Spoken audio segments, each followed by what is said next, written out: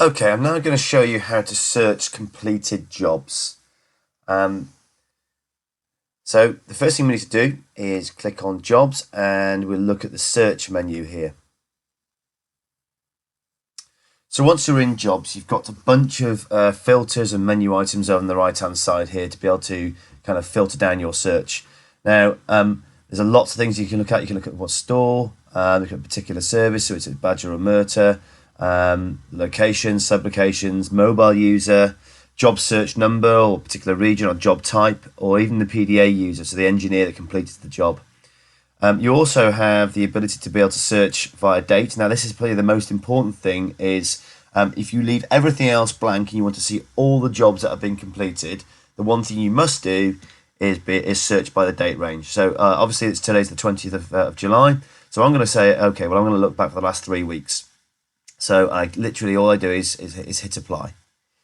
So what this now do is go away and search for all the jobs that have been completed in the last since the 1st of July. So the last 3 weeks.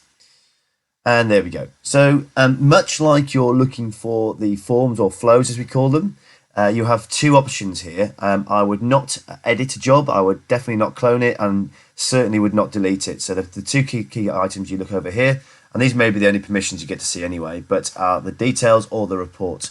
So just like with the flows, the report is the version of the report of the job that you can basically download into any format like PDF or Excel spreadsheet or however it may be.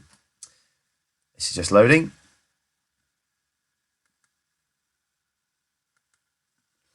So as you can see here, it's just literally the form report of the job, and I can download that into PDF or Excel or PowerPoint, or as I so desire, or a CSV or an XML. And if I go back to the job search, I can look at the details. So if I click on the details of the job, this will give me the basic outlines of what's been completed. It'll show me where the job was completed, and there's some of the details here. So the address, the map, the contact, the store, service that we're looking for, and also any items down here. There's not been a great deal completed on here, but here's the job journal down here as well of what's been completed at what time.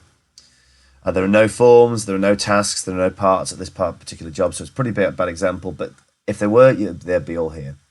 So if I go back into the this as well, the last thing I want to show you in the menu is that if you wanted a certain view, you can move these items across.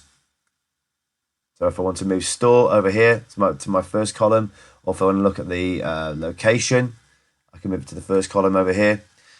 And that's how to look at jobs.